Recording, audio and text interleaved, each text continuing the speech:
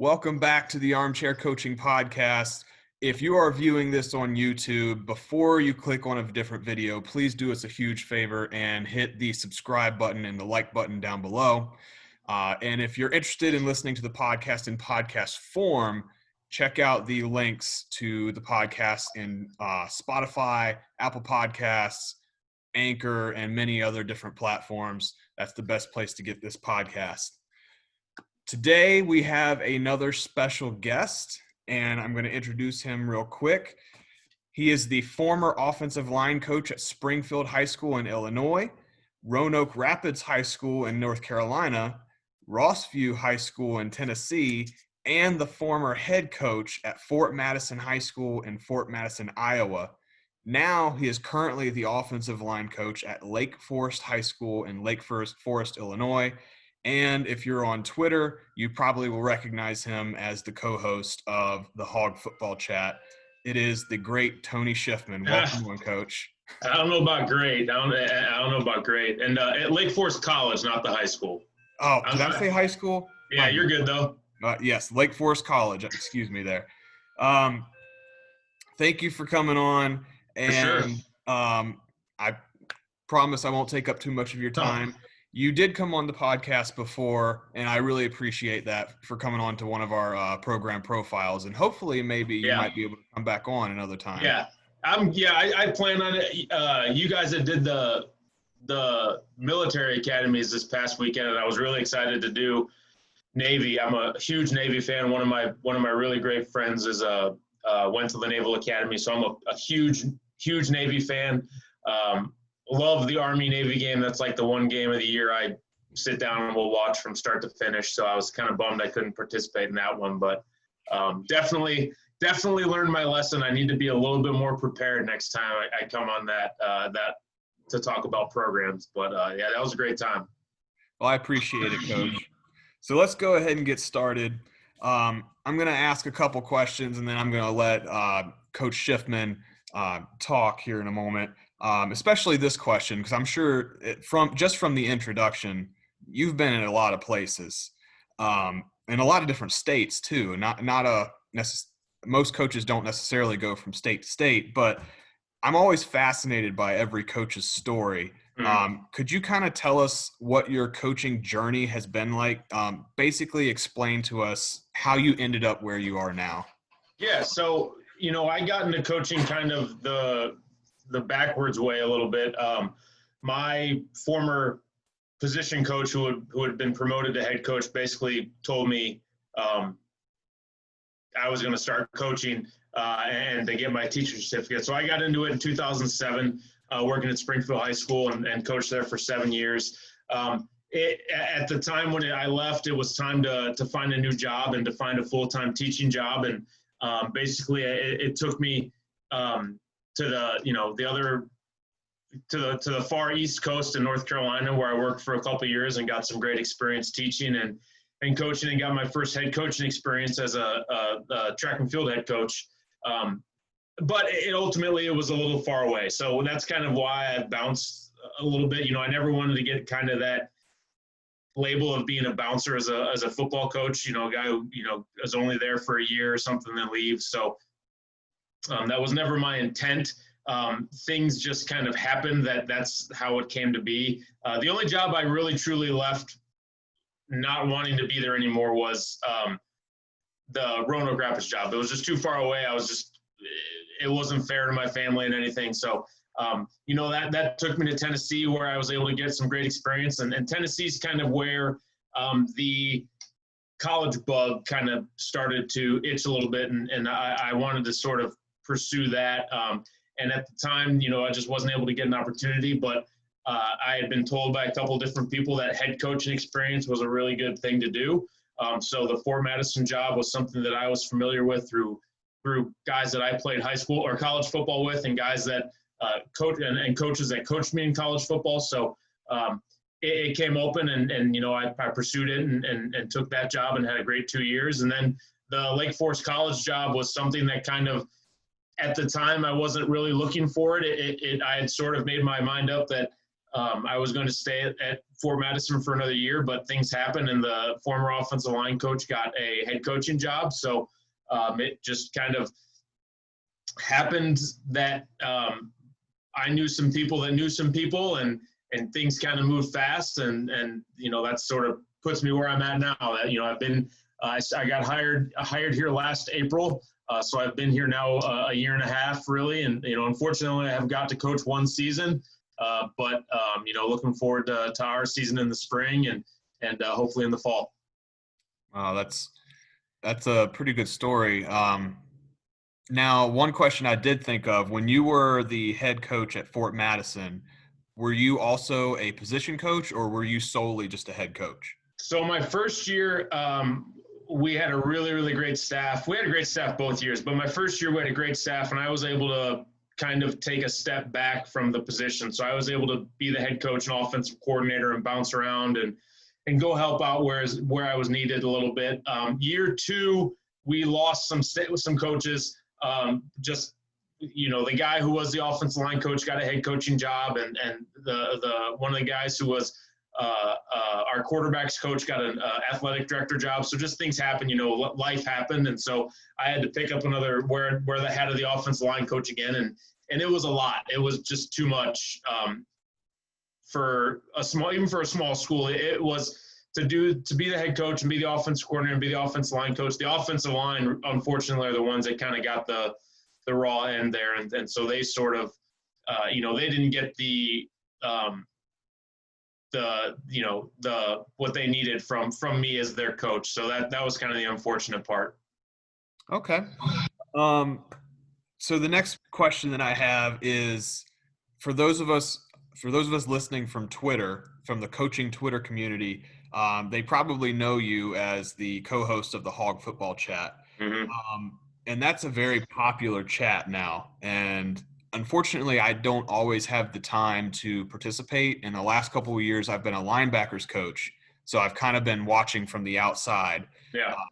This year, I hope I get to participate a little bit, as I am a offensive line coach once again.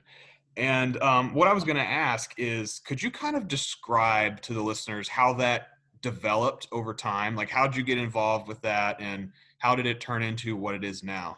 Yeah, it got started through the Texas High School Football Chat, and participating in that 5 years ago now, and then it just sort of it evolved in Jack Dingus and I sort of building a relationship through that, and talking via Twitter and sending messages back and forth, and basically telling each other like, hey, let's try this offensive line. Or originally it was going to be for just linemen, offense and defense, and we said let's try this, and the offensive line one really, that was when we started to get a lot of participation in it, and so we stuck with that, and it just kind of took on after that. We've had a great 5-year run with it, and it's super fun, and it's awesome to see the relationships that we've built through it, and to see the kind of what it's become, and sort of the draw to it on Monday nights. It's really been something awesome and special. All right. Well, I really hope I get to participate more in that this year. Unfortunately, sometimes it ends up that it can be a little bit late in the evening, and Yeah. I have 2 young kids. And if those of you coaches who don't have young kids out there, the ones you coaches who stay up until midnight or later, I am basically passed out by 9:30, just out of sheer exhaustion. So you mentioned in the first question during your story that you transitioned from a high school head coach to becoming a Division III offensive line coach. Yeah. And you kind of mentioned a little bit what that transition was like. Could you go into a little bit more detail with like the transition from high school to college, and how, in your mind, how would coaching in college be familiar to a high school coach, and how would it be different?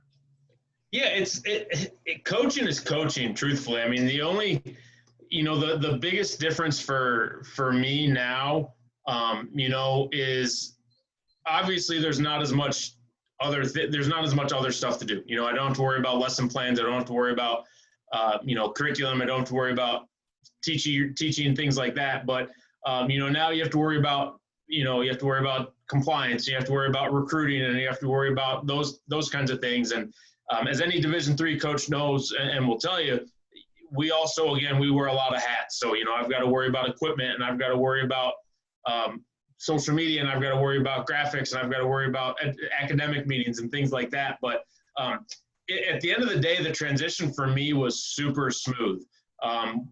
I was able to kind of, again, like I said, take off some of those hats I'd been wearing as a head coach and offensive coordinator and just focus on the offensive line.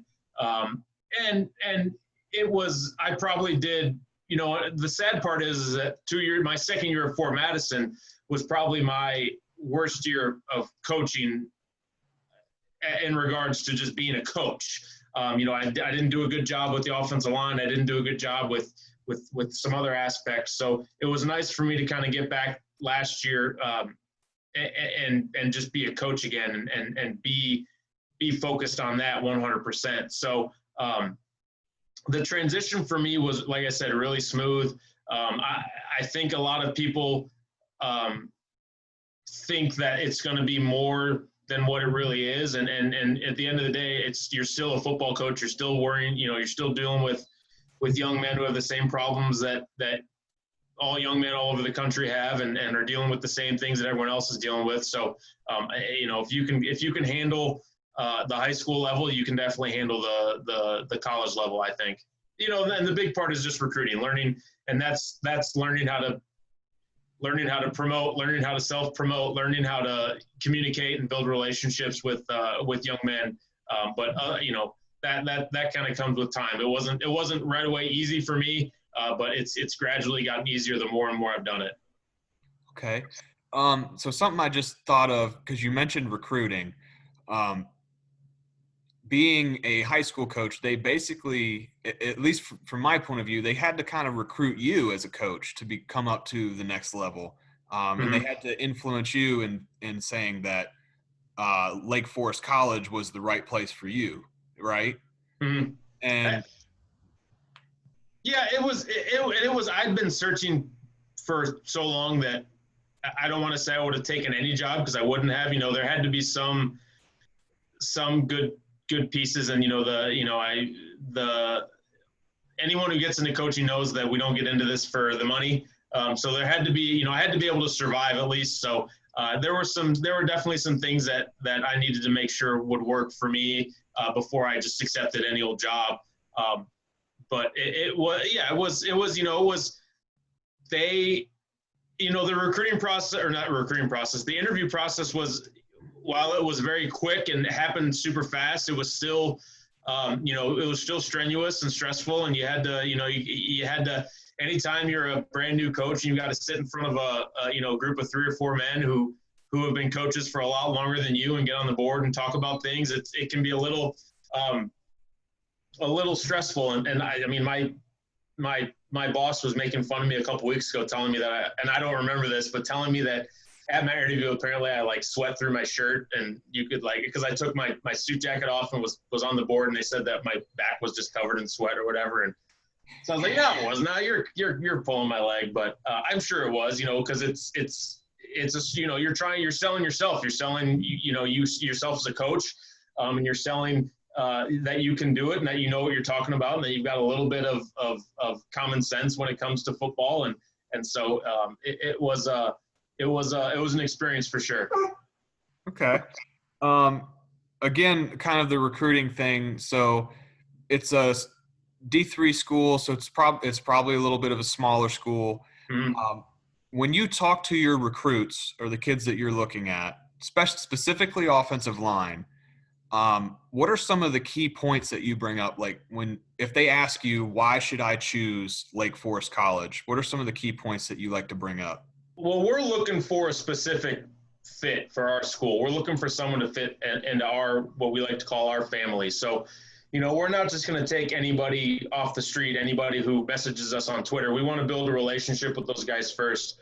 We're looking for high academics, young men and women. We're looking for people that, like I said, are going to fit into our family, both on the field and off the field. So it takes much more than a kid messaging me on Twitter and saying, "Hey, coach, can you offer me for me to even talk about coming to play for us?" And we're Division III. We don't offer athletic scholarships. We can only offer you a spot on our roster to play football and to get an education. And so for us, it's really big. It's really important that we build those relationships, that those kids know that we're going to take care of them off the field.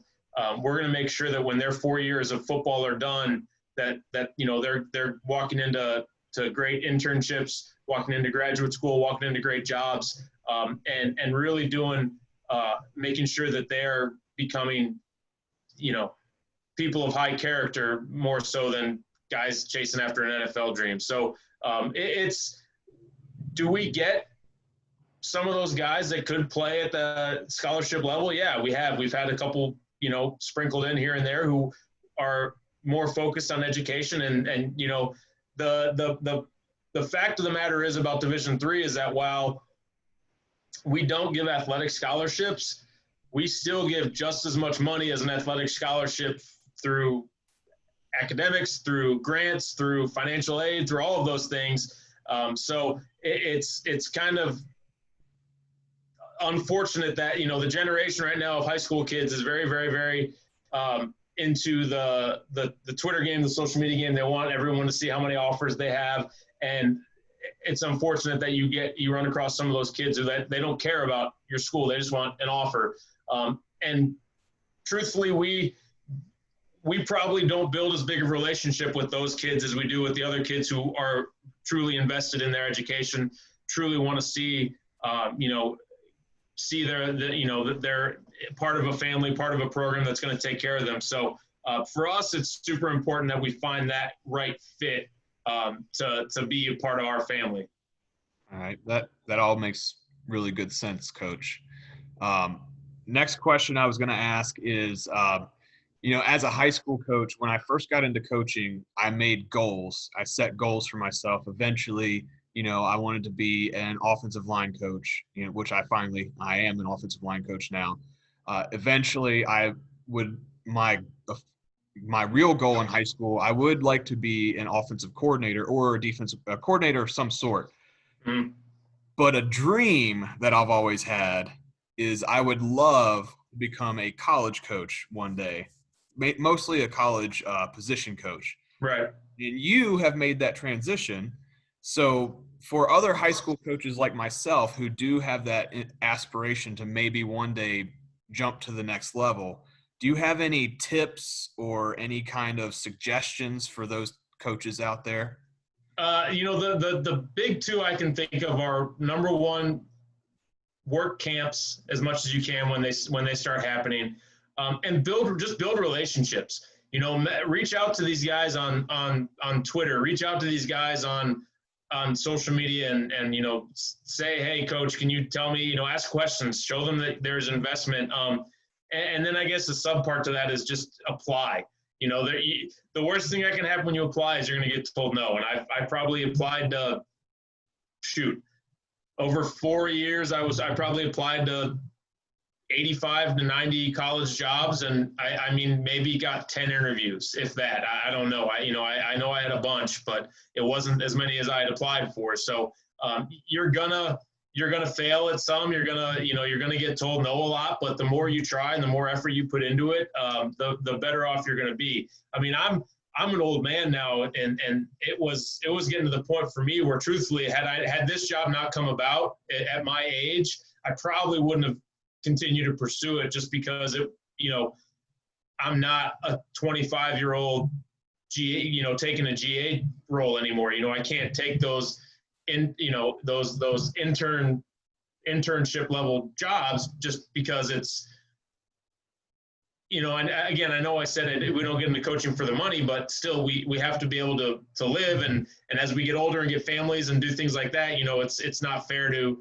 spouses and kids and et cetera, et cetera. So had this not come about, it probably would have been something that just I kind of put on the back burner, and had people pursued me, maybe would have gone after it. But this was something that like I said, I've been looking for hard for a couple of years. But it was all about building relationships, like I said, and making sure that you're kind of out there and known. And I'll be honest with you, I think what you're doing with this is a good start. People are going to see it. I mean, my boss basically told me that having the Hog Football Chat helped.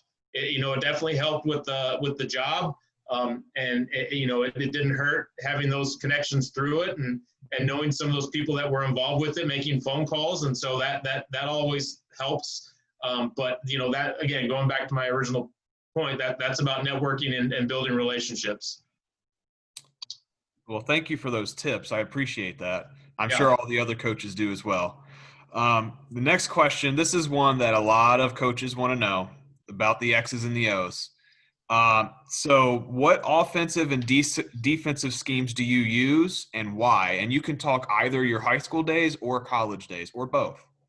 So I'm a spread guy, but I'm a pro spread guy. I still like to run the ball, establish the run, kind of take what the defense gives you in regards to RPOs and screens and quick game. And then eventually, take that deep shot, whether it's play action or just a 3 or 5 step drop, take that shot.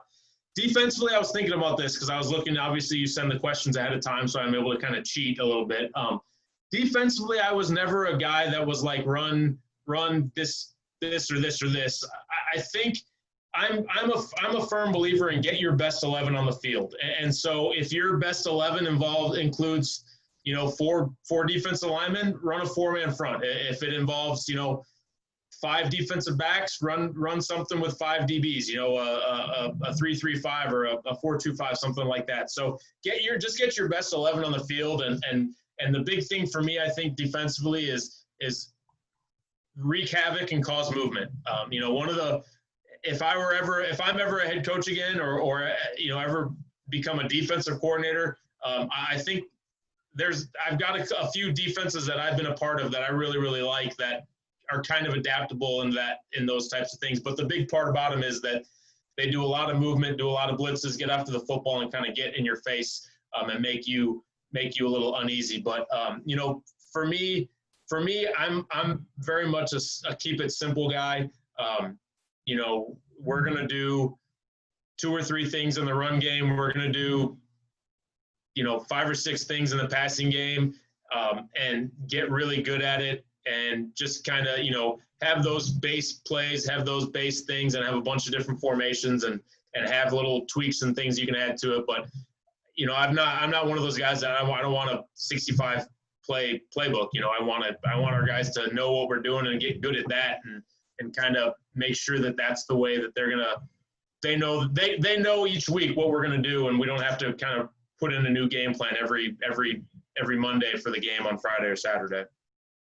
And I know that on the chat, you may have asked this once or twice. That's a certain question that a lot of people like to discuss is if you had to choose one run scheme, what would you choose?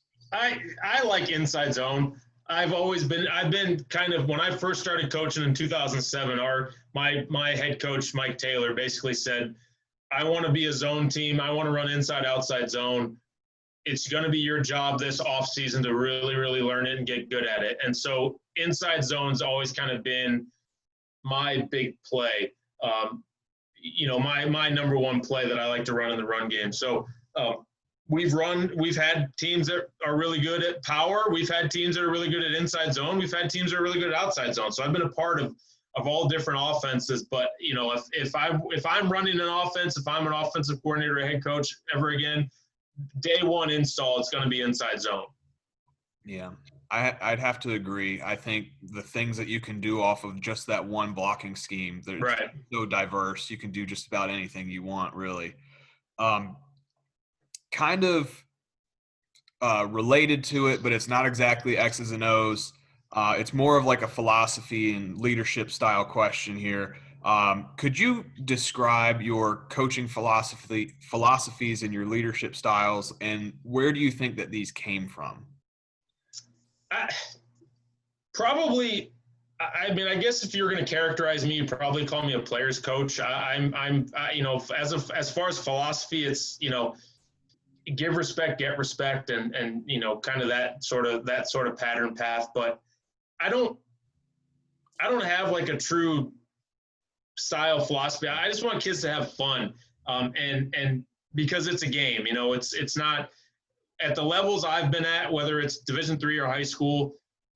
It's never been about make sure you win this many games, you're going to get fired. Make sure you do this, you're going to get fired. It's all about having fun. And I think it's big for me. I think if the kids can see us as coaches having fun, they're going to have fun because they feed off of us so much. And that's at any level. If they see us having a bad day, they're going to have a bad day. And I told our offensive line the other day, I said, guys, if you see me having a bad day, pick me up because I'm going to do the same to you when you're having a bad day. So having fun and just, again, kind of going back to what I was talking about, recruiting, building those relationships with those guys and making sure that they know that you care about them, whether they're, a 3-year, 4-year starter or whether they're a freshman coming in who's wet behind the ears, making sure that they know that you care about them and then you're invested in them on the field and off the field. I think that's super important. And those are the kids that eventually kind of will run through a brick wall for you and do what you ask them to do and not have questions about it. So that's probably my style as a coach, being, just being a player's coach and being able to talk to them like young men and being able to have conversations with them that aren't solely based on, what your assignment is on this play or that play. All right. Let's kind of go a little bit bigger picture with the next few questions and talk about college football in general. Yeah.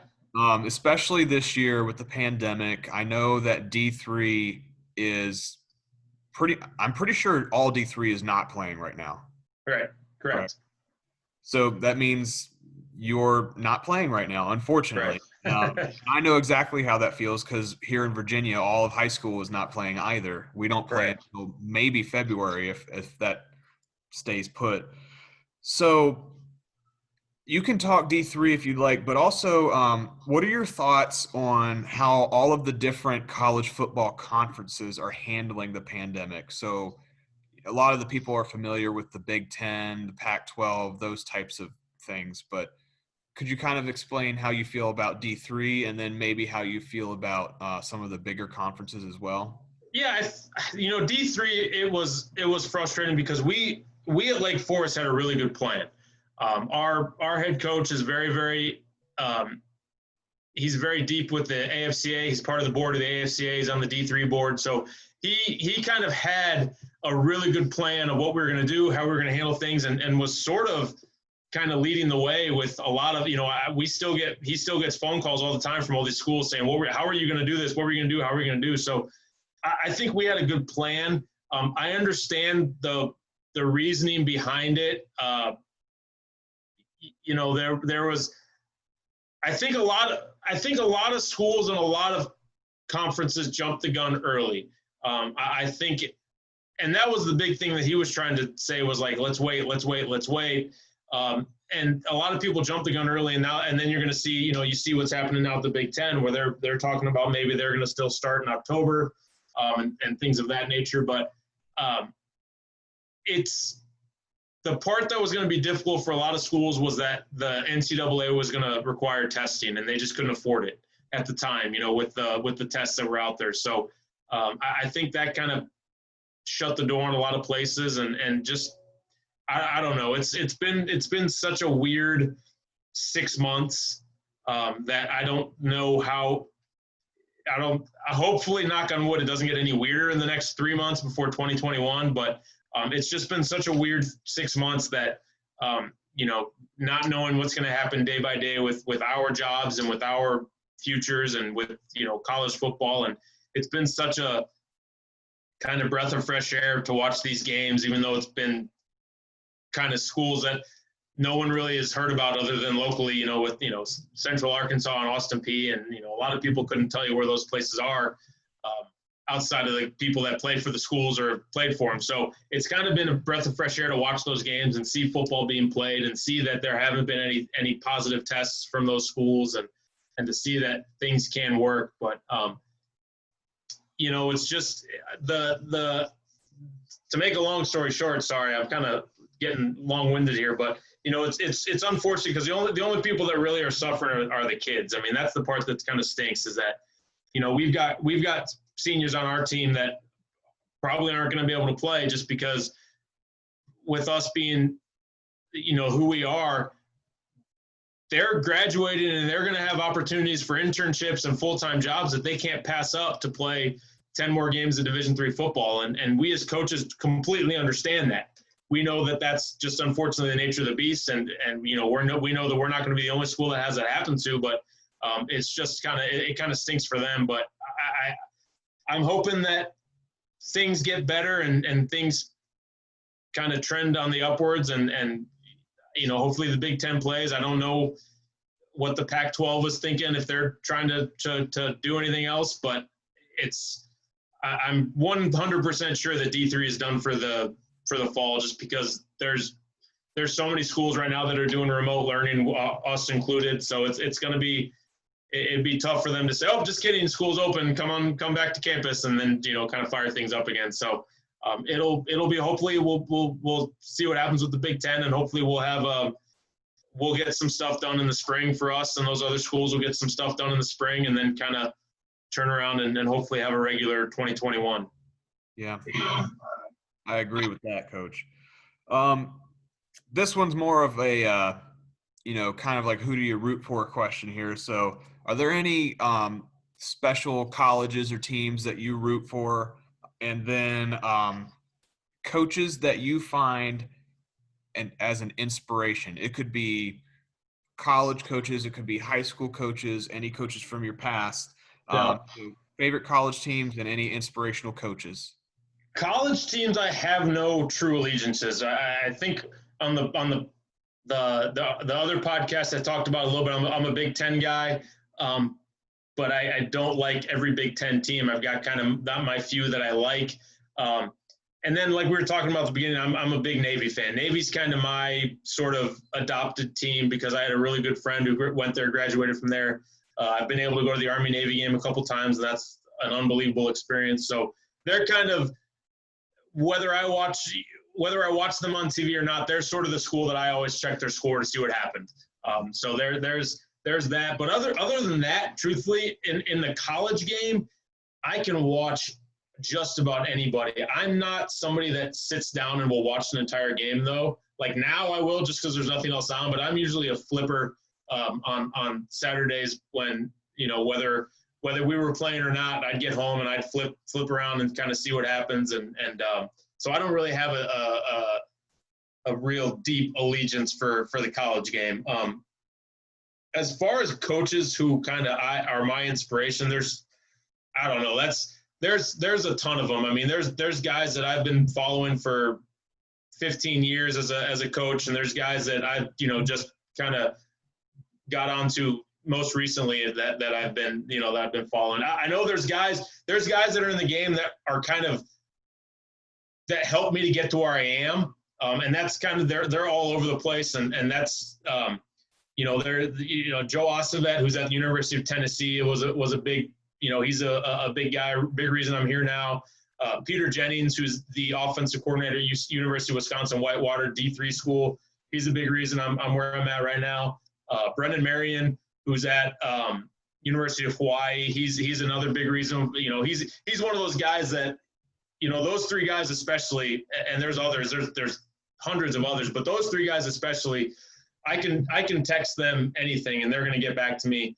And those were the three that were kind of like super excited when I got this opportunity, because they're the ones that kind of kept pushing me, telling me to chase after the dream. So those three guys are awesome. And like I said, there's just so many. I'm one of those guys. I don't care how old I am. I will always be trying to learn. And I'm kind of always going to be that guy that is always in awe of the people around me and the people that are in this profession that, are doing such great things and are achieving such great levels of coaching. So those three guys probably right there, but I'm probably missing 100 more that are going to yell at me for when they hear this. I know how that. Yeah. So I know you were not able to make it for the Army episode, or not the Navy episode. Right. You were looking forward to that one. And I kind of wanted to ask you, because there was something that came up in that episode that we really didn't I didn't anticipate it was going to be part of the conversation, but it ended up being a decent part of the conversation. And Okay. for any listeners who haven't listened to the episode, this is going to be a little bit of a spoiler alert.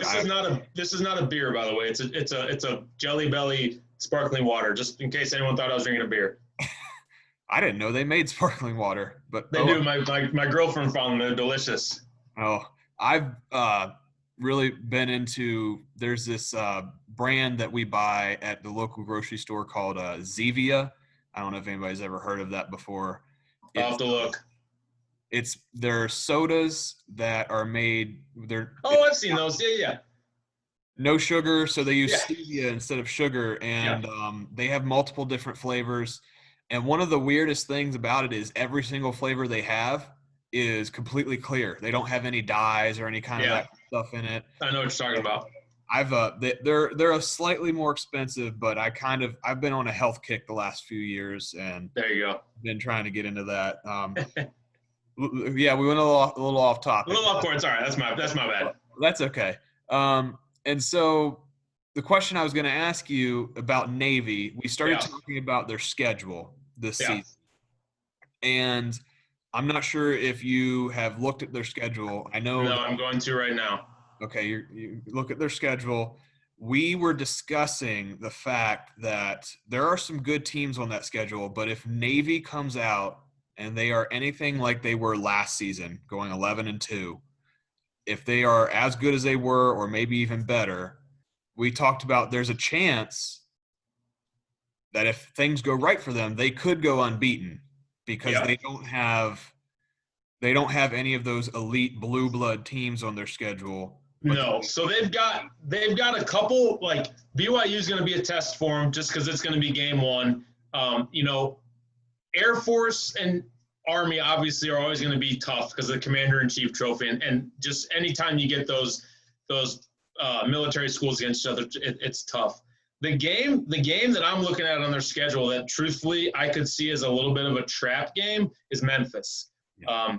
I could see Memphis. Memphis, especially of late, the last couple of years, are so good offensively that they could give Navy some definite trouble.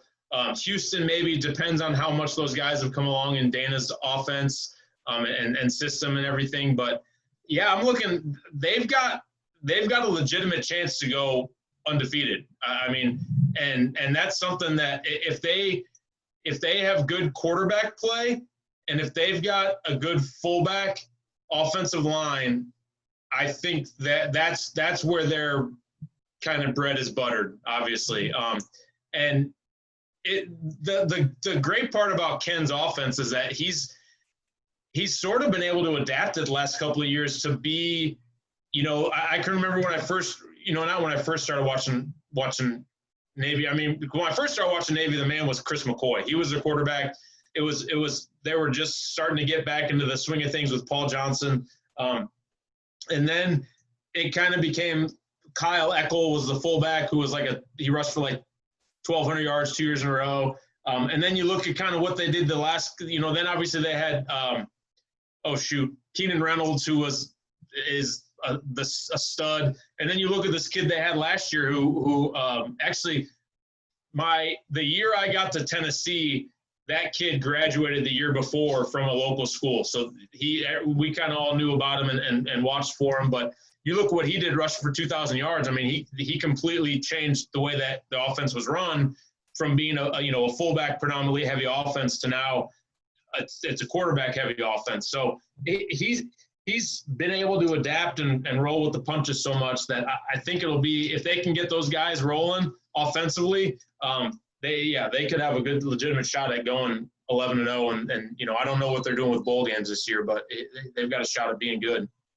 Yeah, and the fullback is Carruthers is his name, and he played last year and he was pretty good. And I remember I was rewatching some of their highlights and stuff for when we were preparing for that Navy episode, and they were saying that he was the state of Kentucky's Mr. Football his senior year, which, I mean, getting him at Navy, that's pretty good. Right. I know that, they are breaking in a new quarterback. They had to replace Malcolm Perry, who is at the moment He's still on the Miami Dolphins roster as a wide receiver. There you go. So I think that's pretty good that they're getting more and more NFL players. But the way that the direction the conversation went, somebody mentioned it. They said, well, if this team goes 11-0 and they beat up on a bunch of their opponents because they might be able to, what happens if you get a little bit of chaos in some of the remaining Power 5 teams? Mm-hmm. Does Navy have a legitimate argument for a potential spot in the college football playoff? And some of the guys are saying yes. They won't. I mean, if they're undefeated and you've got other teams that have losses, then yes. But if you look at Navy, who's 11-0, and then somebody else who's 11-0, and you look at their schedules, compare them, it's Navy's going to get knocked out, unfortunately, and that's the unfortunate part. Yeah, and my argument was you would have to have the SEC would have to eat each other up. There'd have to be like a 3-loss SEC champ. And I told him I think it would be more likely we'd have 3 SEC teams in the playoffs than you would ever have a team like Navy be able to get in, even if they were unbeaten.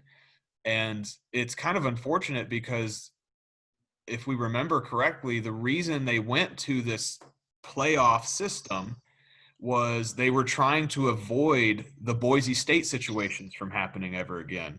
Right. Where they were consistently number 3 or number 4, going unbeaten in their conference, beating the crap out of their conference, but never quite making it to the championship game. But even since, the only non-Power 5 school to get into the playoff since it started was Notre Dame. Right. I think personally, UCF a couple of years ago when they were unbeaten and the year that they beat Auburn in their bowl game, I think that team should have been given at least a shot. Right. They never even sniffed the top 4.